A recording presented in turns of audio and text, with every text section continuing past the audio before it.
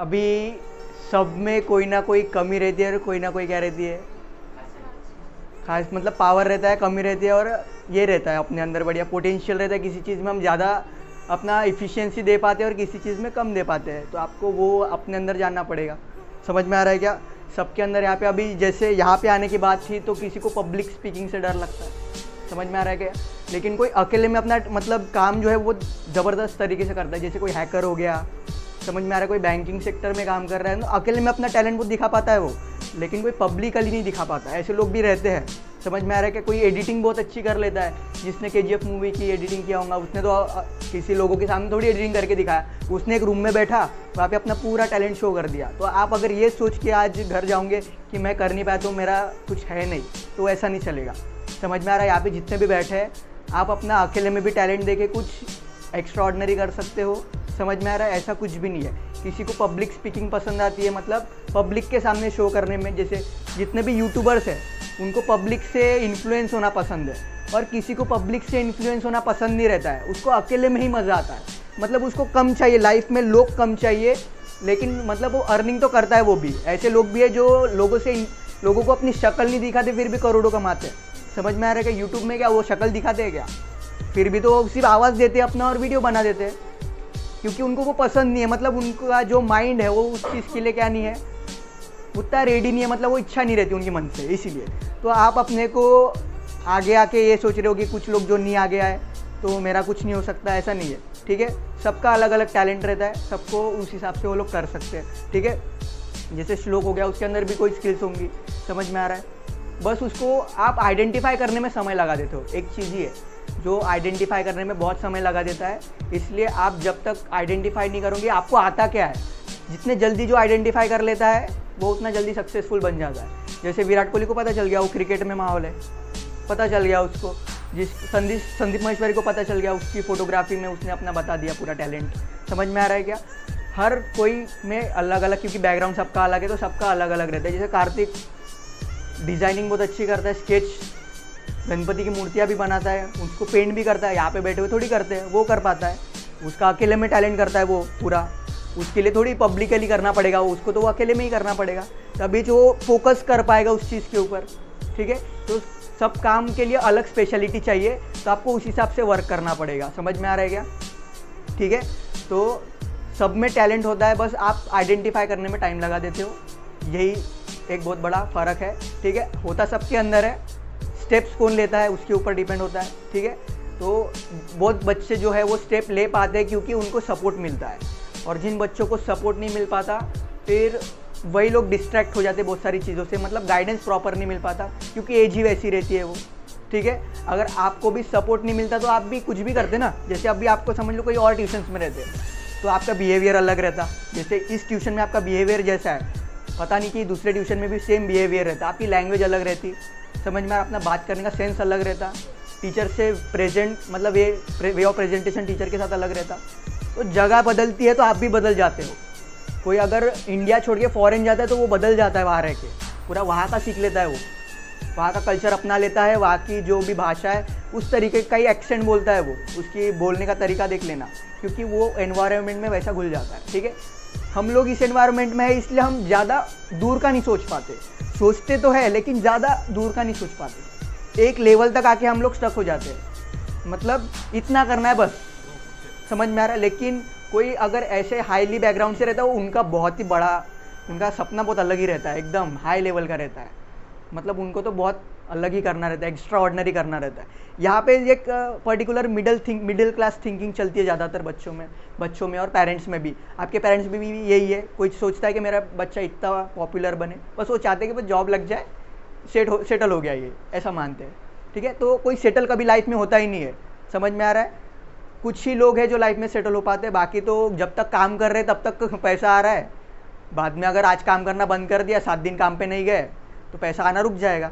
ठीक है, ऐसा लाखों करोड़ों लोगों के साथ होता है। ठीक है, तो अगर आपने अभी से ये स्टेप ले लिया तो आप इन चीज़ों से ऑटोमेटिकली बाहर आ जाओगे, क्योंकि पूरी दुनिया में अमीर लोग की संख्या और पढ़े लिखे और जो एजुकेटेड, अच्छे वाले एजुकेशन सब ले रहे हैं, लेकिन क्वालिटी वाला एजुकेशन और प्रॉपर एजुकेशन बहुत कम लोगों के पास है। ठीक है, आपके घर पे भी लोग, किसी के घर पे भी पढ़े लिखे लोग रहेंगे, फिर भी उनके अंदर अंधविश्वास है और उनके मन में क्या रहती है, बहुत सारी ऐसी डर भी लगा रहता है। समझ में आ रहा है क्या? रेस्ट्रिक्शन वो भी देते हैं, भले वो पढ़े लिखे हैं, ठीक है, फिर भी ओपन माइंडेड नहीं रहते हैं, इंडिपेंडेंट नहीं सोच पाते हैं, ठीक है।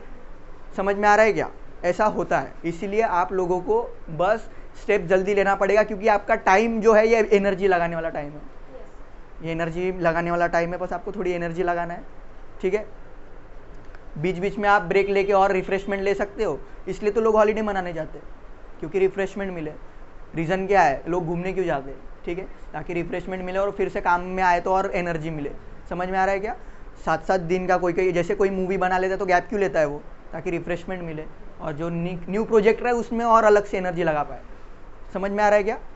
इसलिए जो लोग रोज़ शॉप ओपन करते दिन से लेके रात तक, इसलिए वो काम ही कर रहे, लेकिन उसमें वो ये नहीं ला पा रहे अपनी, मतलब थिंकिंग नहीं हो पा रही है उनकी। काम तो हो पा रहा है लेकिन उन थिंकिंग नहीं हो पा रही है, प्लानिंग्स कम हो पा रही है और थिंकिंग कम हो पा रही है। लेकिन जो लोग बीच में गैप लेते हैं वो प्लानिंग बहुत कर पाते हैं और थिंकिंग बहुत अच्छा कर पाते हैं, जिसकी वजह से प्रोडक्टिविटी आती है। समझ में आ रहा है? रोज़ काम करना, काम तो सभी रोज़ कर सकते हैं क्योंकि सबकी अपनी अपनी डिज़ायर्स है, सबकी अपनी अपनी पसंद है, ठीक है। लेकिन जो लोग बीच में गैप लेते हैं वो लोग सीखने के लिए गैप लेते हैं, ना कि एन्जॉयमेंट के लिए। जो घूमने जाते हैं वो सीखने के लिए घूमने जाते हैं, कुछ उनका पर्पज़ रहता है घूमने जाने का। बिजनेस ट्रिप्स रहती है, कोई कोई घूमने जाते हैं तो वहाँ का कल्चर देखने जाता है। फॉरेन से लोग यहाँ घूमने आते हैं तो हिस्ट्री देखने आते हैं, रीज़न रहता है पर्पज़ घूमने का। ऐसे एंटरटेनमेंट तो सेकेंडरी रहता है, पहले तो कुछ लर्निंग रहता है पर्पज़। जो लोग ज़्यादा घूमते हैं मैं उनकी बात कर रहा हूँ, पैसे खर्चा करना उनका इन्वेस्टमेंट रहता है वो, ताकि वहाँ से कुछ सीख के आए। जैसे राजस्थान जाएंगे, गुजरात जाएंगे, वहाँ के कल्चर या वहाँ के कुछ ऐसे बिजनेसेस सीख के आ जाएंगे जो यहाँ पे अप्लाई कर देंगे। वहाँ पे कुछ ऐसे बिजनेसेस चल रहे होंगे जो यहाँ पे काम में आ सकता है, नागपुर में वो माहौल कर सकता है ऐसा बिजनेस कुछ। तो इसलिए घूमना भी बहुत ज़रूरी है, क्योंकि वहाँ से हमको सीखने को भी मिलता है, ठीक है। लोगों से इंटरेक्ट करना पड़ेगा अपने को, ठीक है, ठीक है। आप कौन से फील्ड में जाने वाले हो, वहाँ पे क्या रिक्वायरमेंट है, उस चीज़ के ऊपर काम करना बहुत ज़्यादा ज़रूरी है, क्योंकि उस फील्ड में भी बहुत सारे लोग रहने वाले हैं। उसमें आपको उनके साथ कंपटीशन करना है। जैसे एंट्रेंस एग्ज़ाम में करोड़ों लोग एंट्रेंस एग्ज़ाम कहाँ देते हैं? इंडिया की इतनी पॉपुलेशन है, एंट्रेंस एग्ज़ाम लाखों लोग देते हैं और उसमें से हज़ारों लोग उसको अच्छे कॉलेजेस में एडमिशन लेते हैं, ठीक है। तो आपका कंपटीशन लाखों लोगों से है वही, ठीक है। तो वो उसमें जो क्राइटेरिया बिलोंग कर, मतलब ज़रूरी है, ठीक है, तो वो ज़रूरी है ना आपके लिए। उसमें जो क्राइटेरिया चाहिए, एंट्रेंस एग्ज़ाम में नेगेटिव मार्किंग भी रहती है, तो उस हिसाब से आपको एग्ज़ाम देना पड़ेगा, ठीक है। सबका अपना अपना पसंद रहता है। जैसे किसी का, जैसे अभी मेरे रिलेटिव में भी एक है जिनके बेटे को एक 30 लाख का पैकेज लग गया। उन्होंने दिन रात कितने साल पढ़ाई की, 4 से 5 साल ईमानदारी से पढ़ाई की, दिन रात जाग के सुबह 4 बजे उठ के रात को 12 बजे सो के, ऐसा जब भी समय मिले पढ़ते ही रहो, पढ़ते ही रहो, पढ़ते रहो। एंट्रेंस क्रैक हो गया, IIT में एडमिशन मिल गई, हो गया, IIT में एडमिशन मिल गई तो पैकेज की देखनी नहीं पड़ती, रेपूटेड जॉब रहती, आपकी एक वैल्यू बनती है वहाँ पे, आप कंपनी के एक मेन पार्ट बन जाते हो। एक, समझ में आ रहा है क्या? ऐसा पार्ट बन जाते हो कंपनी का जिसकी वजह से कंपनी ग्रो होने वाली है, ठीक है। तो आपको वैल्यू तो मिलने ही वाली है। आप बोलोगे पेमेंट बढ़ाओ तो बढ़ने ही वाला है, आप बोलोगे मुझे ये चाहिए फैसिलिटी, वो भी मिल जाएंगी। आपको घर तक के ड्रॉप फैसिलिटी चाहिए, पिकअप फैसिलिटी चाहिए, वो भी मिल जाएगी, ठीक है। आपको हॉलीडेज़ चाहिए, वो भी कंपनी प्रोवाइड कर देती है, डिनर्स भी प्रोवाइड करती है कंपनी, आपको सब प्रोवाइड करती है कंपनी, क्योंकि अगर आप काम कर रहे हो तभी कंपनी आगे बढ़ रही है।